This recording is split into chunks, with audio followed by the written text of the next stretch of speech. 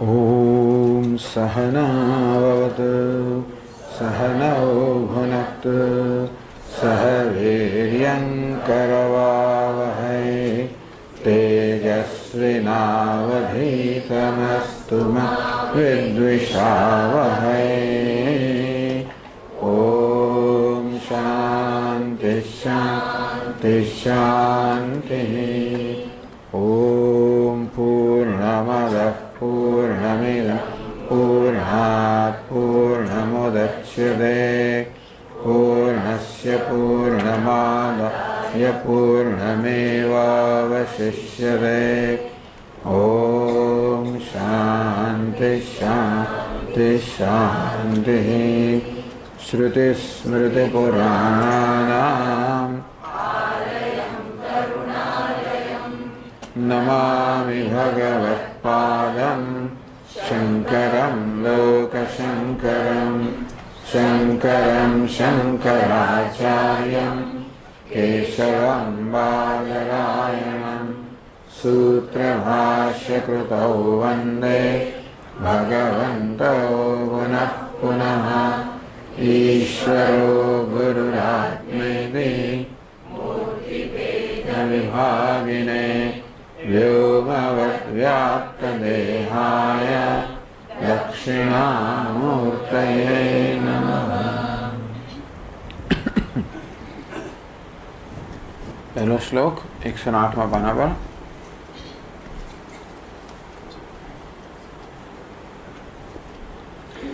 अखंडं सच्चिदानन्दम् अवाङ्मनसगोचरम् आत्मानमखिलाधारम् आश्रयेऽभीष्टसिद्धये।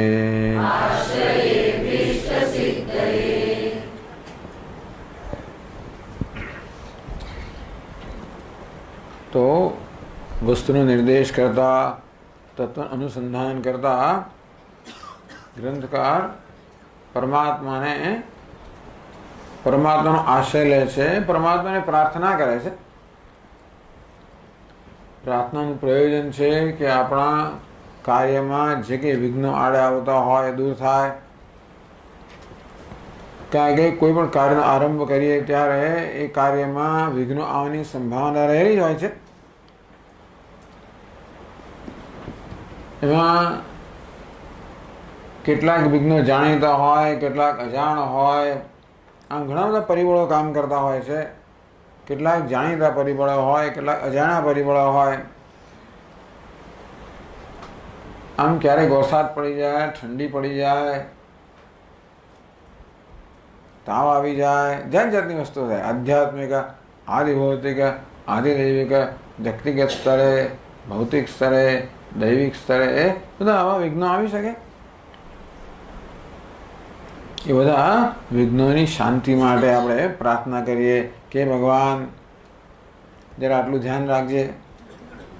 એક જણાએ પ્રાર્થના કરી કે એની મમ્મી ભત્રીજાના લગ્ન હતા તો પ્રાર્થના કે ભગવાન વરસાદ ના પડે. અભી પણ પ્રાર્થના કરનાર હોય છે. જો વરસાદ નહીં પડે તો 108 નાળિયેર ચડાવીશ. આ બિચારો માણસ છે ને, એક ઈચ્છાઓ ધરાવનારો હોય છે. તેથી આપણી ઈચ્છાની પૂર્તિમાં કોઈ અવરોધ ના આવે એ માટે આપણે ભગવાનને પ્રાર્થના કરીએ કે બધાએ પણ બધા પરિબળો અમને અનુકૂળ થાવ. અહીં તો પરમાત્માને જ પ્રાર્થના કરે છે. આત્માનમ આશ્રયે. આત્મા કહો, પરમાત્મા કહો. આ શ્લોકની અંદર ગ્રંથકારે જે વિશેષણો વાપર્યા છે એ બે પ્રકારના વિશેષણો છે. તો વેદાંત શાસ્ત્રનું આ પ્રસિદ્ધ વાક્ય છે તત્વમસી. તો એટલે તે અર્થાત પરમ બ્રહ્મ, ત્વમ એટલે તું અર્થાત આત્મા. તત્વમસી આત્મા વાસ્તવમાં બ્રહ્મ છે, પરમાત્મા છે. એવું આ શ્લોકમાં સૂચન પણ કરવામાં આવ્યું. પહેલી પંક્તિમાં બધા વિશેષણો વાપરવામાં આવ્યા. અખંડમ સચ્ચિદાનંદમ અવાંગ મનસ ગોચરમ. આ બધા લક્ષણો પરમાત્માને, બ્રહ્મને સામાન્ય રીતે બ્રહ્મ માટે આ પ્રકારનું વર્ણન હોય છે. પરંતુ અખંડમ જે બધા ખંડથી રહિત છે. ખંડ કહો, વિભાગ કહો, દ્વૈત કહો,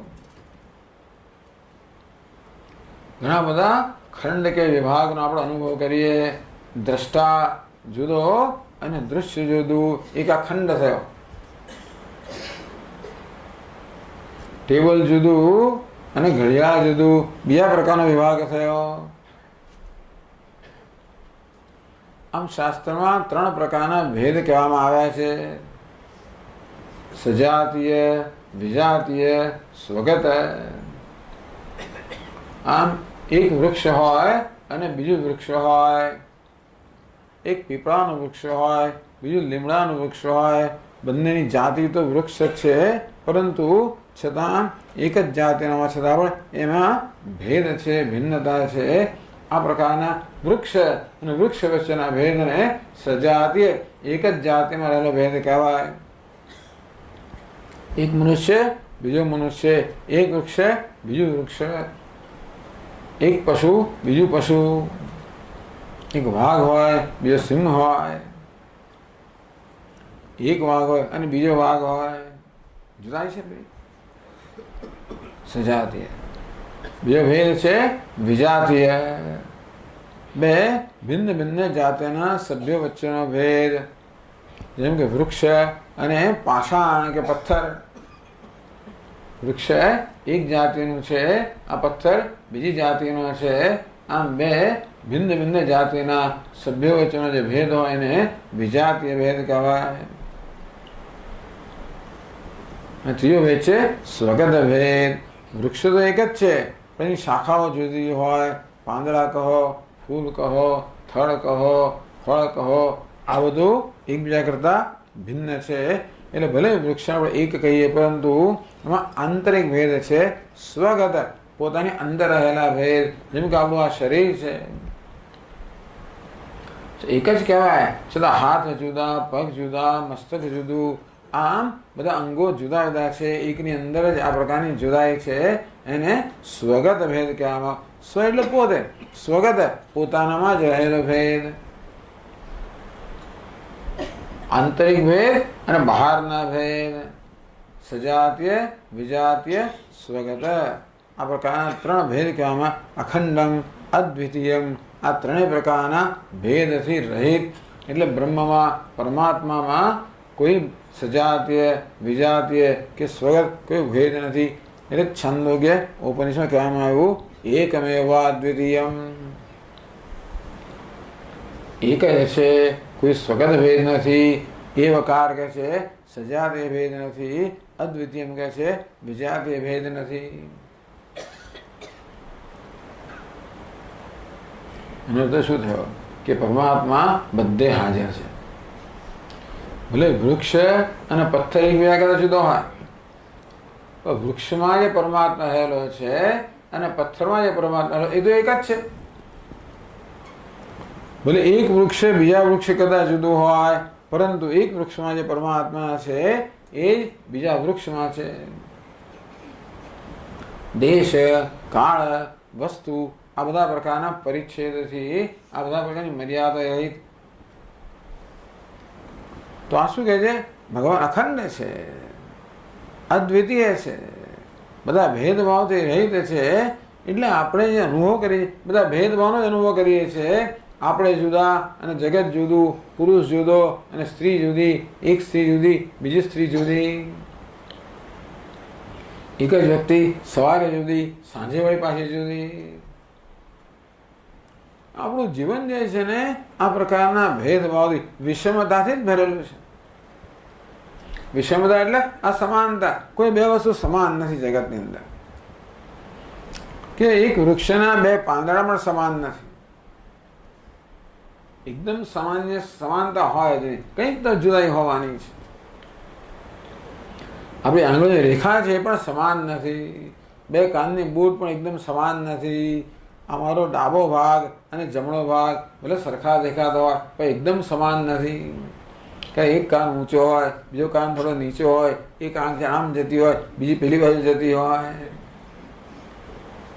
એક પગ આમ જતો હોય, બીજો પગ આમ જતો હોય, આવું થતું હોય છે. એ શરીરના પણ બે ભાગ વચ્ચે એકદમ અસમાનતા. ટૂંકમાં એનું નામ સર્જન. એકમાંથી અનેક બનવું એનું નામ સર્જન. એટલે ભગવાનનું આ રીતે વર્ણન કરે. ભગવાન કેવું છે? અનેકમાં રહેલો એક, અસમાનમાં રહેલો સમાન. સમાન સર્વેષુ ભૂતેષુ, આ બધા જ ભૂતોમાં, બધા જ પ્રાણીઓમાં, બધા જ પદાર્થો જે બધી અસમાનતા છે, બધા નામરૂપ એકબીજા કરતા જુદા છે, એ બધામાં સમાન રીતે રહેલો. સમૂહમ સર્વભૂતેષુ, ભગવાન કે હું તો સર્વત્ર, મારા પણ બધા સમાન છે, બધામાં સમાન ભાવે રહેલો છું. હાથીમાં પણ એક પરમાત્મા, કીડીમાં પણ એક પરમાત્મા, પરમાણુ પણ એક પરમાત્મા, પહાડમાં પણ એક પરમાત્મા. અણો અણિયાન, મહતો મહિયાન. અણુની અંદર પણ એ છે અને મહાનની અંદર પણ એ છે. બહુ અગત્યની વસ્તુ છે. અખંડમ, ભગવાનમાં કોઈ ખંડ નથી. જેમ પેલું સોનું હોય, અલંકારમાં ભેદભાવ હોય, બંગડી જુદી હોય, બુટ્ટી જુદી હોય, કંઠી જુદી હોય, એ બધામાં જે સોનું છે એ સમાન છે. તેવી રીતે આ બધા સપાટી પર બધા ભેદભાવ પણ દેખાય છે, પણ એ સર્વમાં એક જ પરમાત્મા રહેલો છે, સમાન પરમાત્મા રહેલો છે, અદ્વિતીય, કોઈ પ્રકારના ભેદભાવ વગરનો પરમાત્મા રહેલો છે. તો જેવી રીતે અલંકારમાંથી આપણી દ્રષ્ટિ હટાવીને આપણે સોના પર લઈ જઈએ તો અલંકારના બધા ભેદભાવ આપણી દ્રષ્ટિમાં મટી જાય. તો આટલું જ કરવાની જરૂર છે. આ ભેદભાવ કહો, આ સમાનતા કહો, ક્યાં છે? આ બધી એ સપાટીમાં છે. સમુદ્રના તરંગ બધા અનેક, પરંતુ બધામાં જળ તો સમાન જ છે. બધામાં એક જ પરમાત્મા વિદ્યમાન છે, અખંડમ. કોઈ પ્રકારનો ખંડ નથી, કોઈ પ્રકારનો દ્વૈત નથી, કોઈ પ્રકારનો ભેદભાવ નથી. બહુ ઉત્તમ વસ્તુ છે. આપણા શાસ્ત્રો સિવાય આ પ્રકારની દૃષ્ટિ બીજે પ્રાપ્ત થશે બહુ મુશ્કેલ છે. ક્યાંક ક્યાંક વળી એક નાનું અછડતું વાક્ય મળી જાય, પરંતુ જે સ્પષ્ટતાથી અહીં કહેવામાં આવ્યું છે એ સ્પષ્ટતા ક્યાંય નથી. પરંતુ આ ગ્રંથ છે એનો સંપાદક છે કર્નલ જેકબ કરીને. હું બ્રિટિશ લોકો બધા, એ બધા લોકોએ આપણા બધા ગ્રંથોનો અભ્યાસ કર્યો, પણ એની પાછળ એક પ્રયોજન હતું કે આમાં ખોડ ખાપણો કેમ કાઢવી. ભલે એ બહુ બધા વિદ્વાન લોકો હતા, એમણે જો અભ્યાસ કર્યો, કદાચ અત્યારે અભ્યાસ થતો નહીં હોય એવો બહુ ઊંડાણમાં અભ્યાસ કર્યો, બહુ મોટા વિદ્વાન લોકો હતા. જેકબ બહુ વિદ્વાન છે. આ ગ્રંથમાં અને ટીકામાં જે બધી જગ્યાએ ઉદાહરણો છે, ક્યાંથી આ બધું શોધી કાઢે છે. બહુ બધી કેટલી બધી હસ્તપ્રતો એણે બધો અભ્યાસ કરીને એમાંથી પછી આ નક્કી કર્યું કે ભાઈ કઈ જાતનો પાઠ હોવો જોઈએ. લખે છે એની પ્રસ્તાવનામાં કે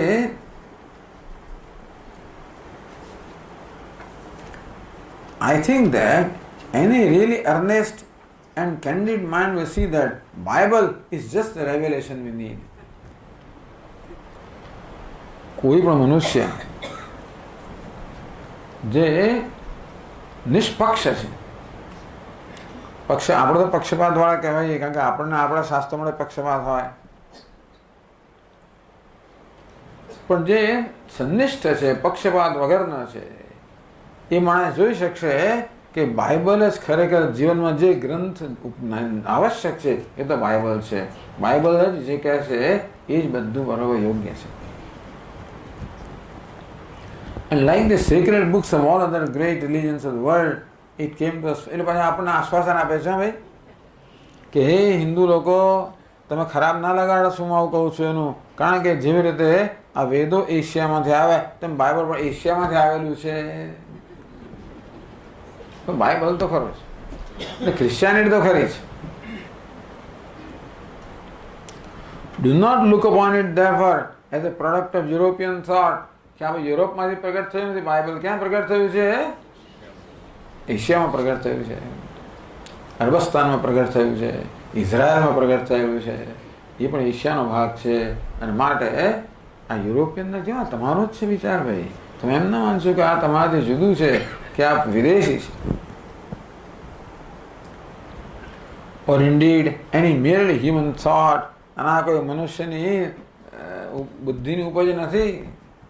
Though it has brought light and life into Europe wherever it has been allowed to circulate freely. Just one word કહે છે. આમાં તમે કહો છો કે ભાઈ આ જીવાત્મા જીવન બ્રહ્મનો ઐક્ય. એટલે શું થાય? પેલા કે પ્રેમ કી ગલી સાંકડી છે, બે અંદર સમાય નહીં. એટલે જીવ અને બ્રહ્મ બે સાથે ના સમાય, એક જ હોય. એનો અર્થ એ થયો કે આ જ્ઞાન થયા પછી જીવનું કોઈ અસ્તિત્વ ન રહે, માત્ર પરમાત્મા જ બાકી રહે, બ્રહ્મ જ બાકી રહે. એનો તો શું થયો કે આ જીવનું વ્યક્તિત્વ તો નષ્ટ થઈ જાય ને. કે આવું તો કેવું હતું હશે એનિહિલેશન. એટલે આપણું વ્યક્તિત્વ જ ના રહે એવું કેવું? આવું કેવું શિક્ષણ, આવો કેવો ઉપદેશ કે આપણું વ્યક્તિત્વ જ ના રહે? એ કહે છે મનુષ્યમાં બધા પ્રકારની ક્ષમતા છે, ઉચ્ચ કોટીની ક્ષમતા છે. એને કે પોતાની જાતને નષ્ટ કરવાની જરૂર નથી. અંતેથી યે shall become as gods. તમે ભગવાન ના બનો, ભગવાન જેવા બનશો, એવું બાઇબલમાં કહ્યું. એવા બનવાની બધી શક્યતા મનુષ્યમાં, પણ મનુષ્ય તરફ જતું રહે, તમારું વ્યક્તિત્વ જ જતું રહે, અહંકાર જ જતો રહે. એ તો કઈ જાતનો ઉપદેશ છે આ? એટલે આટલો આ ગ્રંથ ઉપરના વર્ષો કાઢ્યા હશે, આટલું કામ કરે, એને પછી આ નિષ્કર્ષ પર આવે. એનું તો માણસ સમજ્યો જ નથી શું કહેવા માંગે છે. એટલે બધા એને ગ્રંથો અહીંથી આવે ને ત્યાંથી આવે, એના શબ્દો ના આવે, બધું બહુ વિદ્વત્તા પણ કામ કર્યું, પણ અંદરનું હાર્દ માણસ સમજ્યો નથી. એટલે ભાઈ નદી જયારે સમુદ્ર મળે નદી નષ્ટ થઈ ગઈ એમ કહેવાય, એવું કહે છે ઉપનિષદ. યથા નદ્ય છિન્દમાના સમુદ્રે અસ્તમ ગચ્છન્તિ નામ રૂપે વિહાય. જેમ વહેતી નદીઓ સમુદ્રને પ્રાપ્ત કરે તો એમાં નદી પણ રહેતું નથી, એટલે નદી નષ્ટ થઈ ગઈ. તો કે નહીં, નામ રૂપે વિહાય, માત્ર નામ રૂપનો ત્યાગ કરે છે. એ નદીની અંદર જે બંધન કરતા એક અંશ હતો, એ નદી પોતાને એક જુદા સમુદ્ર કરતા જુદી માને, બીજી નદી કરતા જુદી માને, એ પ્રકાર અભિમાન ધરાવનારી હોય, એ દૂર થઈ ગયો. એનું મર્યાદિત પણ દૂર થઈ ગયું. પણ નદીનું તત્વ તો જળ છે ને, જળ નષ્ટ થાય કોઈ દિવસ ના થાય. સમુદ્ર એ તેવ પ્રોચ્યતે, પહેલા જે નદી કહેવાતી હતી હવે સમુદ્ર કહેવાય છે. એટલે એને બનવાનું, સમુદ્ર બનવાનું નથી, આ બનવાની વાત કરે છે કે આપણે મહાન બની શકીએ. અરે પણ મહાન છે એનું શું? મહાન બનવાનું કયા સ્તરે? ઉપાધિના સ્તરે આવે, શરીરના સ્તરે, મનના સ્તરે, બુદ્ધિના સ્તરે. ગમે તેટલા મહાન બનો ત્યારે ક્યારે પણ એ મહાનતા સંતોષ જન્માવે છે નહીં. કદાચ આપણને ક્ષણિક સંતોષ જન્માવે, કોઈ સ્થાયી સંતોષ ના જન્માવી શકે. અત્યારનું ઓબામા ગમે તેટલો મહાન પ્રેસિડેન્ટ બને, નહીં બનવા દે આ લોકો, પણ બને તોય પણ પછી લોકો તો લિંકનને યાદ કરવાના. લિંકન તો વોશિંગ્ટનને યાદ કરે, પેલો તો પેલાને યાદ કરે.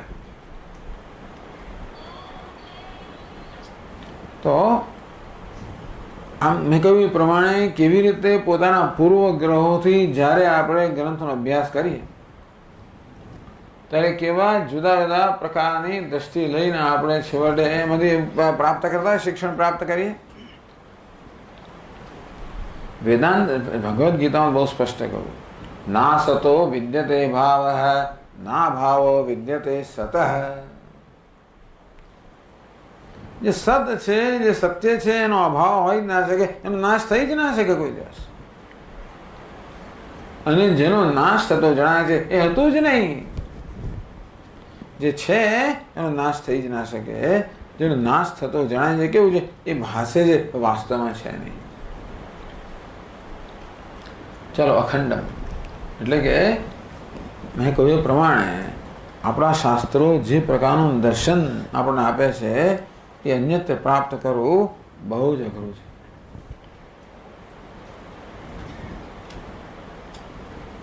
અખંડમ સચ્ચિદાનંદમ.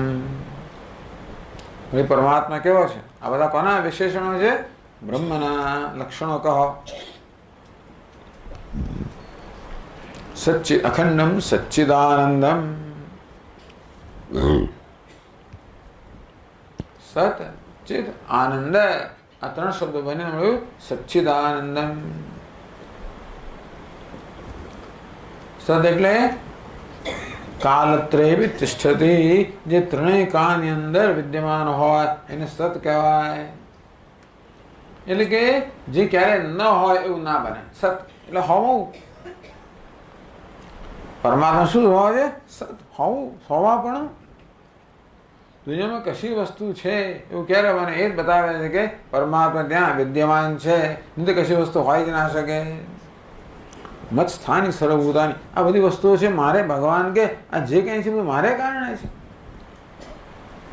એ પેલું સોનું એમ કે ને કે અલંકારો કોને? મારે કારણે છે. તો સદ એટલે જે નિત્ય છે, જેનો ક્યારે પણ નાશ ના હોય, કે હવા પણ નાશ થાય જ નહીં. તમે વસ્તુને તોડો ને કાપો ને જે કરવું હોય કરો. એના રૂપનો તૂટી જશે. ઘડો ફેંકો તો તૂટીને ટુકડા થઈ જશે, ઠીકરા થઈ જશે. ઘડો ના રહ્યો તો ઠીકરા તો રહે ને. એને તોડો તો કાંકરા બની જાય, કાંકરા તો રહે ને. એને જોરથી બધા હથોડા મારી માને ચૂર્ણ, તો ચૂર્ણ તો રહ્યું ને. એને વૈજ્ઞાનિકો વળી પાસે વિભાજન કર્યો તો અણુ રહે, પરમાણુ કંઈક તો રહે જ. એવું બને નહીં કે નથી કંઈ રહ્યું નહીં. અને સ્વામીજી મને કશું દેખાતું નથી, અરે પણ જોનાર તો રહે જ. આમ ન હોવા પણ એની કલ્પના એવડે ના કરી છે કે તમે જ્યારે ધ્યાન કરજો કે હું નથી, કે કશીક વસ્તુ નથી, તો આ નથી પણ જે છે ને અસ્તિત્વ ન હોય એ વસ્તુ શક્ય જ નથી. પરમાત્મા સત સ્વરૂપ છે.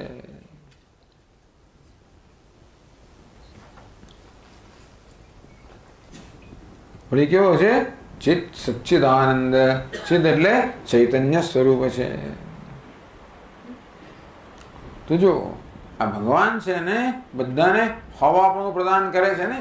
આ ઘડો છે, આ ઘડિયાળ છે, આ ટેબલ છે, આ શરીર છે, આ વસ્ત્ર છે. આમાં આ છે એ રીતે કોણ વિદ્યમાન છે? ભગવાન. તેમ આ ઘડિયાળ ભાસે છે, ઘડો ભાસે છે, ટેબલ ભાસે છે, એ બધા ભાસી રહ્યા છે. એ કોને કારણે? ચિત્ત સ્વરૂપ ભગવાન જે છે એમાં હાજર છે. ચિત્ત એટલે જે સ્વયં પ્રકાશ છે, જે પ્રકાશમાન છે, જે સર્વને પ્રકાશિત કરનાર છે, અને જેને પ્રકાશિત થવા માટે અન્ય કોઈની આવશ્યકતા નથી. સચ્ચિત આનંદમ. સત કેવું છે? તો સત હોય તો આપણે શું રહે? સત એટલે છે, ભલે ને રહ્યું. ચિત્ત એટલે ભાષે, ભલે ને ભાસતું, એમાં આપણને શું રસ? તો કે આનંદમ. અગત્યનું શું છે કે પરમાત્મા આનંદ સ્વરૂપ છે. જીવનમાં અત્યારે છે ને ચોપડી વાંચવાની, અત્યારે સાંભળવાનું. એ ચોપડી તકલીફ મને ખબર હતી કે ચોપડી આપણે બધા લોકો અહીંયા જ વાંચશે, એવું નહીં. હવે ચોપડી બંધ કરીને સાંભળવા, પછી શ્લોક બોલે પછી જોવાની. ત્યારે પછી આમ જોતા નહીં રહેવાનું. હું કહીશ બધું મળશે તમને, પછી તમે રૂમ પર જઈને વાંચજો, એટલે થોડું રિવિઝન થાય પાછું. જે આપણે સાંભળ્યું છે વળી પાછું વધારે સ્પષ્ટ થાય. એની ચોપડીમાં કશું સમજ ના પડે જરાય ચિંતા ના છોડી દેવું. નહીતર પછી આ તો અહીંયા ક્લાસમાં તો થોડુંક માથું દુખ્યું, પણ એ વાંચવાથી કદાચ વધારે માથું દુખ્યો બની શકે. અંતેથી કારણ કે આ બધા લખનારા પેલા વિદ્વાનો હોય ને, એટલે એની વિદ્વત્તા પ્રદર્શિત કરે તો ચિંતા ના કરે. આમ તો બરોબર સાંભળો છો તો, અને તો તમે કંઈ લખતા વખતા નથી. મારે ચોપડી આપી, કોઈ નોટ્સ ફોટ્સ લખતું જ નથી, એટલે આપણને એમ કે આપણે બધું હંમેશા યાદ રહી જાય, પણ નથી રહેતું. આમ તો સચ્ચિત આનંદમ પરમાનંદ સ્વરૂપમ. આનંદ જે સુખ સ્વરૂપ છે, જે પૂર્ણ છે. આપણને સુખ ક્યારે થાય ખબર છે? જ્યારે બધી અધૂરપ મનમાં જતી અને એક ક્ષણ આપણે એકદમ આનંદમાંથી આવી જઈએ. એટલે વિદ્વાન મનોરંજન કહે છે આનંદ એટલે અનંતમ. આનંદ એટલે જેનો અંત નથી, દેશમાં અંત નથી, કાળમાં અંત નથી, વસ્તુમાં અંત નથી. આનંદમ અનંતમ. કારણ કે તૈત્રીય ઉપનિષદ કહ્યું સત્યમ જ્ઞાનમ અનંતમ બ્રહ્મ. સચ્ચિદાનંદ શબ્દ આપણને ક્યાં મળશે ને? ઉપનિષદમાં. એટલે કે મુખ્ય ઉપનિષદમાં. ચાલો બધા એટલા ઉપનિષદ છે કે બધું મળે, પણ જે આપણે 10 ઉપનિષદ આપણે અભ્યાસ કરીએ છીએ ને એમાં સચ્ચિદાનંદ એવો શબ્દ નહીં મળે. સત મળશે, આત્મા મળશે, આનંદ મળશે, ચિત્ત મળશે, પણ સચ્ચિદાનંદ એવું તમને નહીં મળે. પણ એનું સમાન વાક્ય કયું છે? સત્યમ જ્ઞાનમ અનંતમ બ્રહ્મ. તૈત્રીય ઉપનિષદમાં કહ્યું બ્રહ્મ એટલે પરમાત્મા કયો છે? સત્ય સ્વરૂપ છે એટલે સત, જ્ઞાન સ્વરૂપ છે એટલે ચિત્ત, આનંદ છે એટલે આનંદ. ઉપનિષદ કહે છે કે ખરેખર આનંદ ક્યાં હોય? જ્યાં દ્વૈત નથી, જ્યાં ભેદભાવ જ્યારે મટી જાય ને. અમે આપણે સરસ ભોજન પીરસ્યું હોય, આપણી થાળીમાં હોય ત્યાં સુધી એટલો આનંદ નથી, પણ આપણે જ્યારે આપણે મોઢામાં મૂકીએ અને એક બની જઈએ ત્યારે ખરો આનંદ છે ને.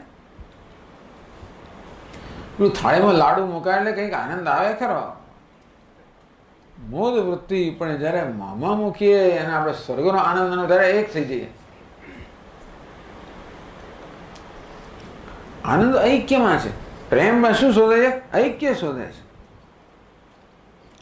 ભલે દેહના સ્તરે ભેદભાવ પણ મનના સ્તરે ઐક્ય, ભાવના સ્તરે ઐક્ય. આપણને ભેદભાવ પસંદ નથી, આપણને ઐક્ય પસંદ છે. આપણું ચાલે તો કોઈ પ્રકારનો, એટલે કમનસીબે આપણે શું થાય છે ખબર છે કે આપણને સમજ ન હોવાના કારણે ઉલટા ભેદભાવ જન્માવીએ છીએ. ઐક્ય જન્માવાની પ્રક્રિયા ભેદભાવ જન્માવીએ છીએ, જુદી વાત છે. પણ આપણે ખરેખર શું પસંદ છે? આપણો પ્રેમ કોને મળે છે? અદ્વૈત મળે છે, ઐક્ય મળે છે. એટલે અનંત આનંદ કહે છે કે યો વૈભૂમાં તત્સુખમ. જે અનંત છે ત્યાં જ સુખ છે, કોઈ મર્યાદિત વસ્તુમાં સુખ નથી. અખંડમ સચ્ચિદાનંદમ. જે પરમાત્મા અખંડ છે, સત સ્વરૂપ છે, ચિત્ત સ્વરૂપ છે, આનંદ સ્વરૂપ છે. પણ એક અગત્યની વસ્તુ કહે છે ભગવાન, તો પછી સ્વામીજી ભગવાન દેખાતો કેમ નથી? આ તમે કહો છો સચ્ચિદાનંદ એટલે અવાંગ મનસ ગોચરમ. જે વાણી અને મન આ બંનેની પહોંચથી બહાર છે. ટૂંકમાં આ પરમાત્માનું કોઈ શબ્દમાં વર્ણન ના કરી શકાય. શબ્દ હંમેશા મર્યાદિત વસ્તુનું જ વર્ણન કરી શકે બિચારો. તેથી અનંત પરમાત્માનું અનંત શબ્દથી પણ કશા શબ્દથી વર્ણન થાય નહીં.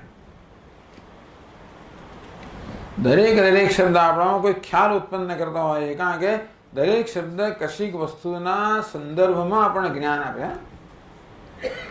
મહાન કહીએ ને એ મહાન પણ એક ખ્યાલ છે અલ્પની સરખામણીમાં. ધનવાન કહીએ પણ ખ્યાલ જન્માવે ગરીબની સરખામણીમાં. તમે જોજો કોઈ પણ શબ્દ હોય ને આપણા મનમાં જે ખ્યાલ જન્માવે હંમેશા બીજા કોઈ શબ્દની સરખામણી તુલનામાં હોવાનો.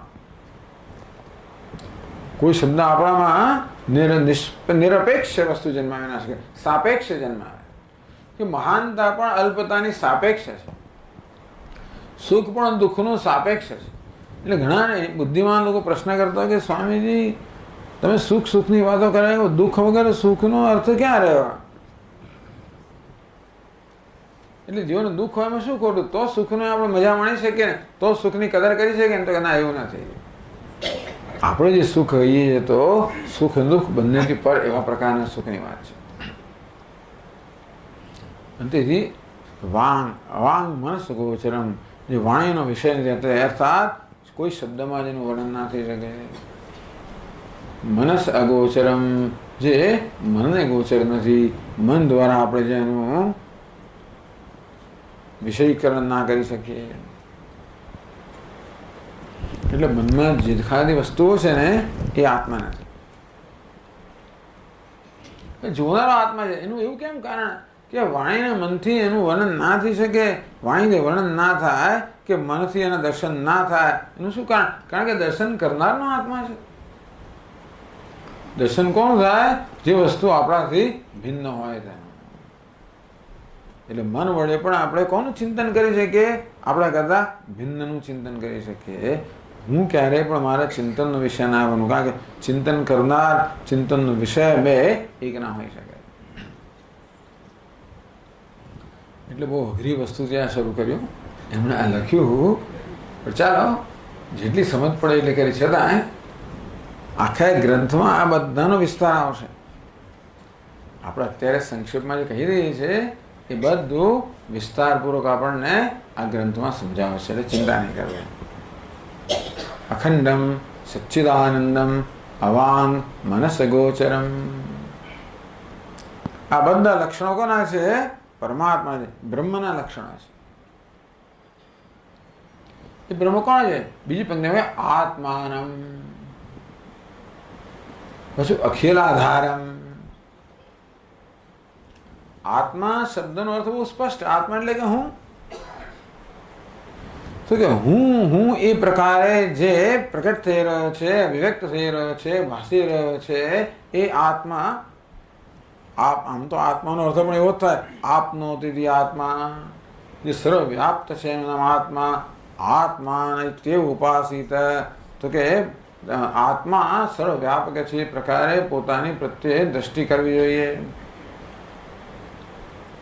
આત્માનમ એટલે કે આત્મા એટલે કે હું અખિલાધારમ. અખિલ સમગ્ર જગતનો જે આધાર છે. આમ આ ઘડાનો આધાર કોણ છે? માટી ઘડાનો આધાર છે. ભલે ઘડો ટેબલ પર મૂક્યો, ટેબલ ઘડાનો આધાર ના થઈ. ટેબલ લઈ લઈએ તો આ ઘડો બીજે ક્યાં ખાઈ શકે, પણ એવી કઈ વસ્તુ છે જે લઈ લેવાથી આ ઘડો રહે જ નહીં? તો કે માટી. માટી શું છે? ઘડાનો આધાર છે. એવી રીતે સમગ્ર જગતનો આધાર કોણ છે? આત્મા.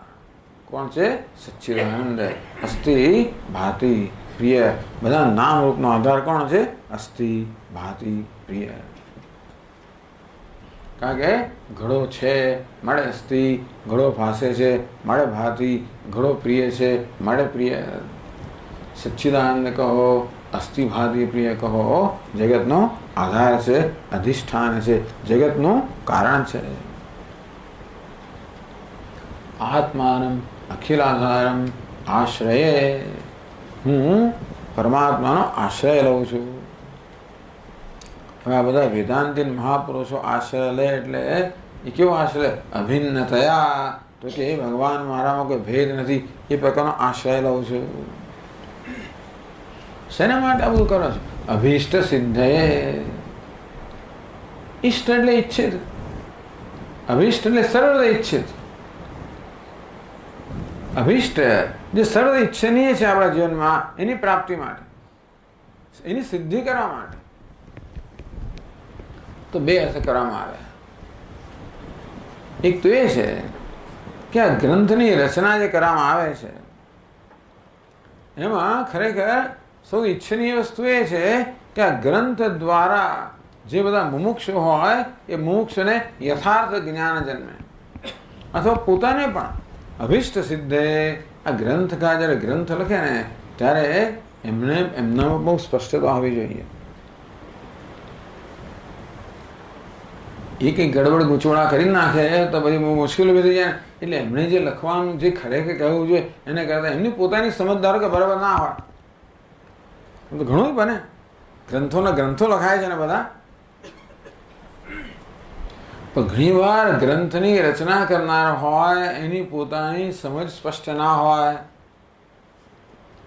ઘણીવાર આપણે ઉલટું સમજ્યા હોઈએ, ન સમજ્યા હોઈએ કે સ્પષ્ટ ના સમજ્યા હોઈએ,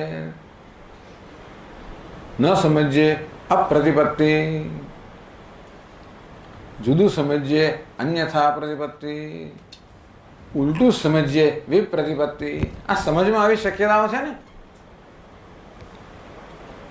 કોઈ આપણને ઘણી વાર વાત કરતું હોય અને આપણે સમજતા હોઈએ તેમાં ઘણી વાર ઓ તું આમ કહેતી હતી, મને તું આમ સમજી કે એને શું કહે? અન્યથા પ્રતિપત્તિ. કયું એના કરતા જુદું સમજ્યા, અથવા ઘણી વાર કોઈને ઉલટું સમજીએ આપણે. તે મને કહ્યું માટે મેં કહ્યું, પણ મેં તને આવું ક્યાં કહ્યું? આમ સમજ હંમેશા એટલે બીજો જે કહેતો હોય એ જ આપણે સમજીએ એવો નિયમ નથી. હો, મોટા ભાગની બધી સમસ્યાઓ આમાંથી જન્મે છે. એટલા માટે ઓછું બોલવું, કારણ કે આપણે બોલીએ એ વસ્તુની બીજા પર એ કેવી રીતે સમજ હશે એ કહેવું મુશ્કેલ છે. જરૂર હોય તો જ બોલવું. એમાં આપણી મર્યાદા હોય, આપણે અંદર જે વિચાર હોય એ આપણે બરાબર શબ્દોમાં વ્યક્ત કરી શકીએ છીએ કે નહીં એની મર્યાદા હોય. આપણા શબ્દમાં જે વ્યક્ત થયું હોય એ અન્ય વ્યક્તિ બરોબર સમજે કે નહીં એની મર્યાદા હોય. એમ આ ગ્રંથકારની મર્યાદા હોય ને. શાસ્ત્ર તો વેદાંત સાર લખવા જઈ રહ્યા છે ભાઈ. વેદાંતના ગ્રંથોમાં જે દ્રષ્ટિ પ્રદાન કરવામાં આવી છે એ દ્રષ્ટિ આ ગ્રંથમાં આવી જોઈએ. એટલે શાસ્ત્રમાં કહ્યું છે એ જ આ ગ્રંથમાં કહેવું જોઈએ ને. પણ શાસ્ત્રમાં કોઈ સમજ ના પડે તો ઘણી વાર અમુક વસ્તુ ઉપર જતી રહે. એને અપ્રતિપત્તિ કહેવાય, સમજ જ ના પડે. બીજું અન્યથા કયું હોય શાસ્ત્રમાં, જેમ પેલો જેકબ સમજે ને, આટલું બધું શાસ્ત્ર તો એને અભ્યાસ કર્યો, પણ શું સમજ પ્રાપ્ત કરી એને કે આમાં તો જીવનો નાશ થઈ જાય, આપણો નાશ જ થાય, આપણે રહીએ જ નહીં એવું સમજે. એવું તો શાસ્ત્ર કહેતું નથી ને કે કશું ના રહેવું તો બને જ નહીં, કે દરેક વસ્તુનું અસ્તિત્વ તો છે એ તો ક્યાંય ભૂસાય જ નહીં. એટલે તમે ભૂસાઈ ના શકો એવા છો, સચ્ચિદ આનંદ છો. આ બધું એને સમજાવ્યું છે, નહીં બધું વાંચ્યું છે.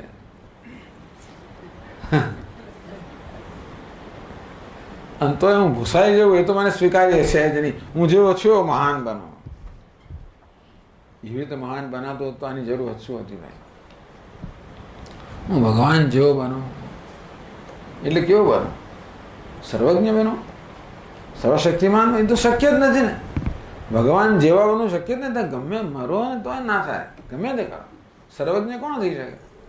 કે સર્વશક્તિમાન, સર્વવ્યાપક એવો તો બની જ ના શકીએ. આપણે તો ગોવર્ધન પર્વત ઉચકાવવાનો છે. હનુમાનજીને ગદા ના ઉચકાય ને આપણાથી તો.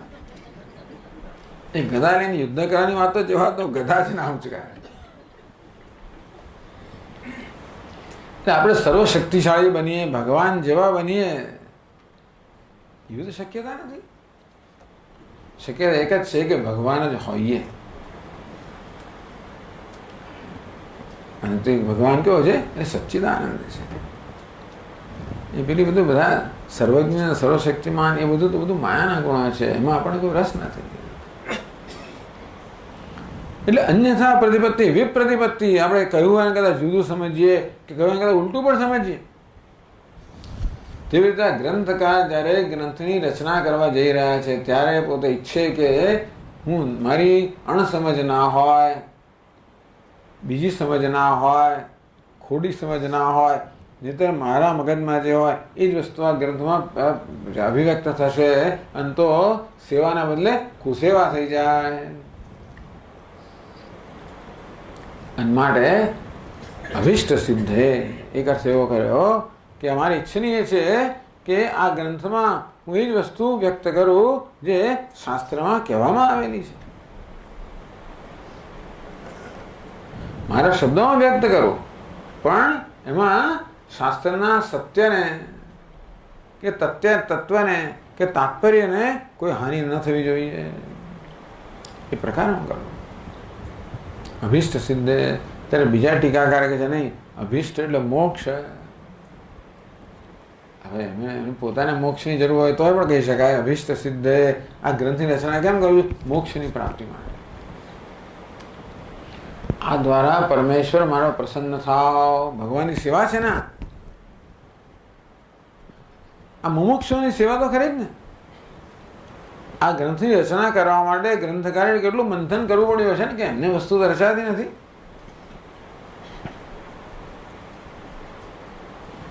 વિદ્વાન એવ વિજાનાતિ વિદ્વજ્જન પરિશ્રમમ. તો વિદ્વાને શું પરિશ્રમ કરવો પડે એ તો બીજા વિદ્વાનોને જ ખબર પડે. ખૂબ પરિશ્રમ કર્યો હશે, ખૂબ મંથન કર્યું હશે, ખૂબ ચિંતન કર્યું હશે. તમે શું રહી ગયા છે એમ કર્યા વગર નહીં, એ દ્વારા સેવા થાય. ભગવાને જે કે મને આપ્યું છે એ બીજાને હું કોઈક રીતે પણ બીજાની સાથે હવે એનો વિભાગ કરી શકું, બીજાનું ઉપયોગી થાવ, બીજાની સેવા કરી શકું. એ દ્વારા ઈશ્વરનો અનુગ્રહ પ્રાપ્ત થાય. એ દ્વારા એટલે ભક્તિનો પ્રકાર છે. આ મોક્ષોની સેવા કરો, કહો કે ભગવાનની સેવા કરો, શાસ્ત્રની સેવા થઈ ને. કઈ શાસ્ત્રો પણ ઈચ્છે તો ખરા જ ને કે ભાઈ અમારો બધા અભ્યાસ કરે.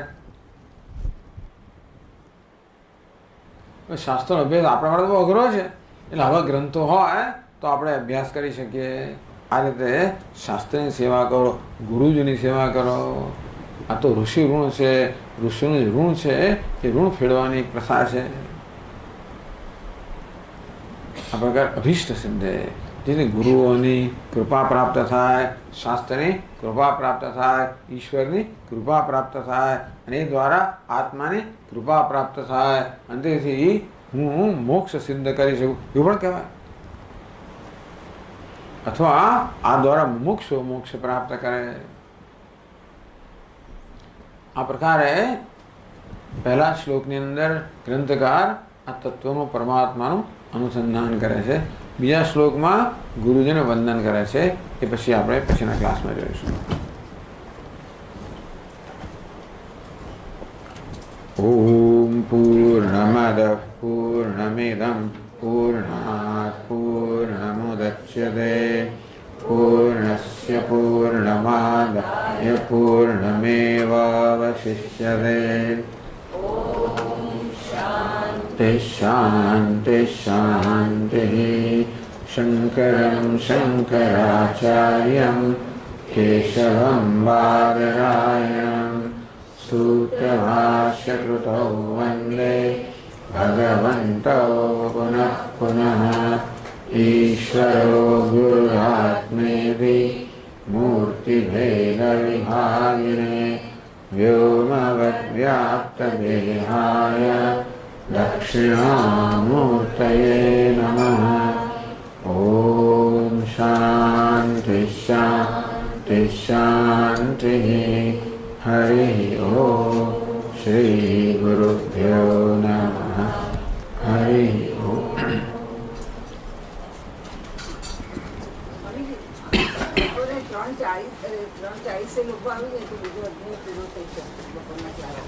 બપોરના ક્લાસમાં પણ આપણે 4:30 નો ક્લાસ છે. 20 મિનિટ વહેલા આવો.